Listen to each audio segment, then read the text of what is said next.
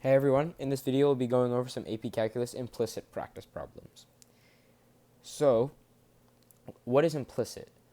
Implicit just refers to trying to find the derivative of an equation that has a y in it. And typically we see equations that are like f of x equals 5x plus 3. But what implicit is that it's with the y. So let's say like x plus y equal to 7. Y is in your equation. So it's find the derivative when it's like this. Or let's do the example of like, let's look, now you could say that you could just bring it over to the other side, but let's look at an example of something that we're going to solve in just a second here. So let's look at a problem, let's say x squared plus 2x plus y to the power of 4 plus 4y is equal to 5. Now, this is extremely difficult to just isolate the y, because now you have to bring over the x's, and then you have to divide by 4 and then root it and everything, and it's way too confusing and it's just not practical. So how would you find the derivative when the y is, you can't isolate it and you can't find your regular typical derivative, right? So let's do this.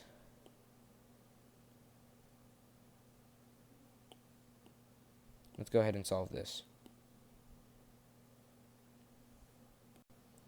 So let's start by first finding the derivative of the whole thing, right?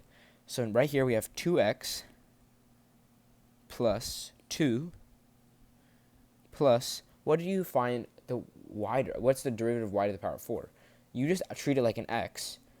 So you drop the 4 plus 4y minus 1 the exponent to the power of 3. But you can't exactly treat it like an x. Because after you find the derivative, you have to add on the dy over dx. That just signifies that you're taking the derivative of the y. We don't have to do that for x because that would just become dx over dx. And dx over dx is just 1. So it would be negligible. Plus 4, because you get rid of the y because it's a constant there because it's only the exponent is 1. But you also have to add dy over dx is equal to 5 is a constant, so it goes to 0. So now what do?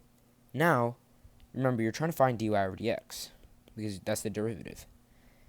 And now we can isolate dy over dx. Let's bring the 2x and the 2 over to the other side. And now we have 4y cubed dy over dx plus 4 dy over dx is equal to minus 2x minus 2. And now both of these terms have a like factor, which is dy over dx, times 4y cubed plus 4. That's just taking out the factor, right? Is equal to minus 2x minus 2. And now this goes to, you divide each side by 4y cubed plus 4. 4y cubed plus 4. This just becomes minus 2x minus 2 over 4y cubed plus 4. And now you can just simplify this into